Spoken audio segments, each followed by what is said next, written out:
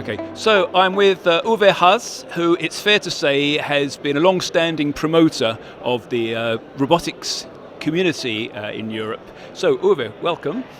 I'd like to ask you first of all, if you could just outline how the European Robotics Forum came into being and your early involvement with it. Well, it's an interesting question because I have to think about the past, and I actually was a visitor of the forums in 2011 and 2012. And I had no idea, of course, at that time, to become engaged as the main organizer of the subsequent fora. And so I had, actually I came about to this because a colleague of mine in robotics went to the first one in San Sebastian in 2010, and he came back with a lot of positive impressions, and especially he was talking about how academic people and industrial people would talk to each other because they had their different meetings before and different conferences before in Europe. And so I was listening carefully, and he was so excited about the situation, what he has seen in San Sebastian. This was 2010. This was the first common meeting of Euron Europe.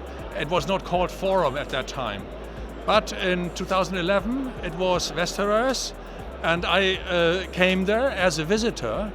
I had a different job at that time in robotics. I was at the Technical University of Munich. And I saw still how the academic people had the very first day as their own conference. The second day was common conference between industry and academic, and the third one was only industry. And it was almost like it was forbidden for, like two groups which were separated, and they just had one day in the middle to talk to each other. And that was a little funny, I thought, because industrial organizations or scientific organizations always had the chance to interact with each other. Yes. But the background was there were two different organizations behind this Euron and Europe, and only the following one was the first common forum that was in Lyon, and that was I had applied for becoming the Secretary General of the newly established organization EU Robotics, which started in September 2012, and they had started already preparing the forum in Lyon in 2013, and I joined in February, and this was a few weeks before Lyon started, and so I was really pushed into cold water to see how to organize this, and this was my first. So this was my first official organization, at least, of course, with people from the board who had already invested a lot of time, invested a lot of efforts to get this meeting in Lyon organized, and this was the first really common conference where.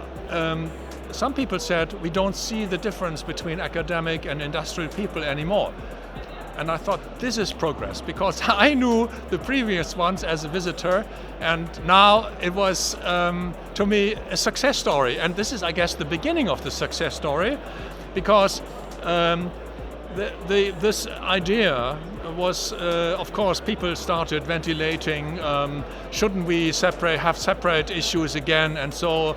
No, and so from then on, actually, the number of participants climbed up. The members of the EU Robotics Association grew and grew and grew.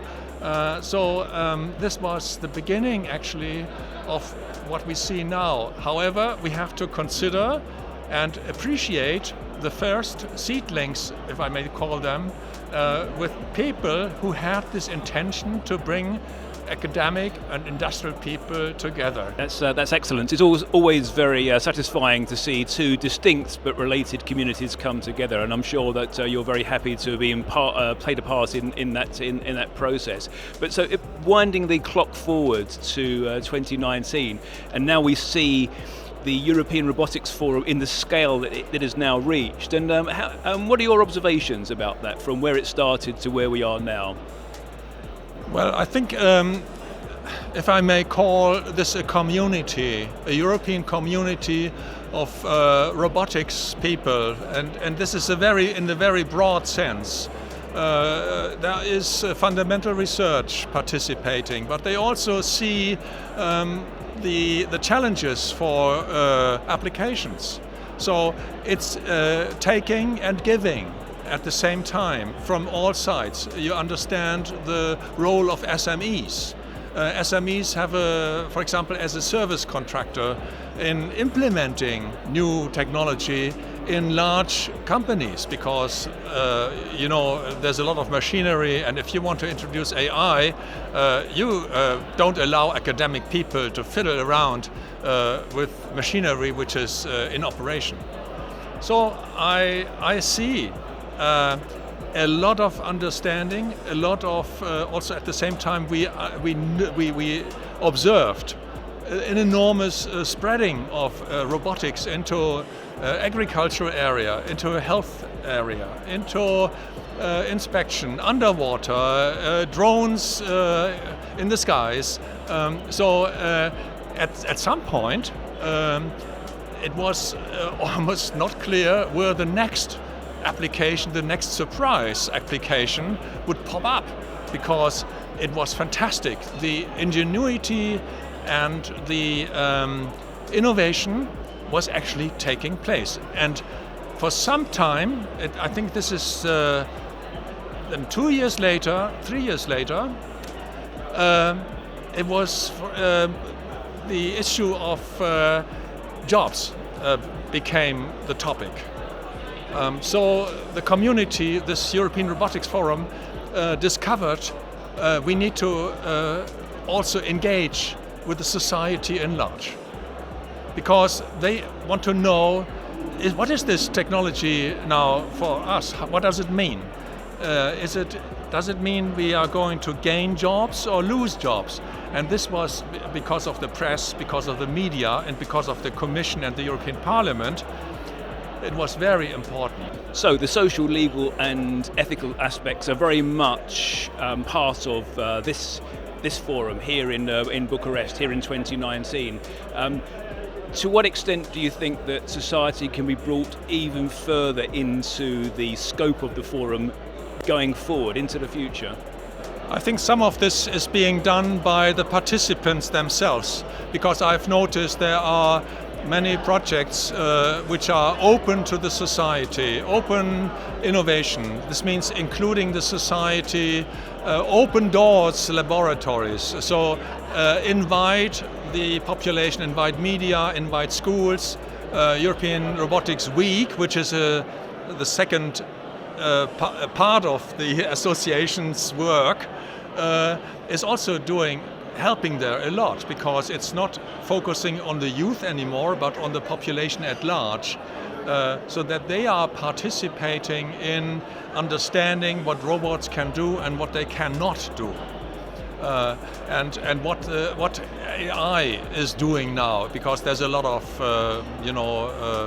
probably rumor what AI is doing, and so we have to counteract this, and many projects are doing this. Of course, this association has to decide how to develop this profile of ERF into this direction. And I see, since Marie Delvaux is still participating, and she is also still working on the subject, and she's also very interested in spreading this objective, which I have mentioned now. Excellent. Uwe Haass, thank you very much. I appreciate that. Thank you.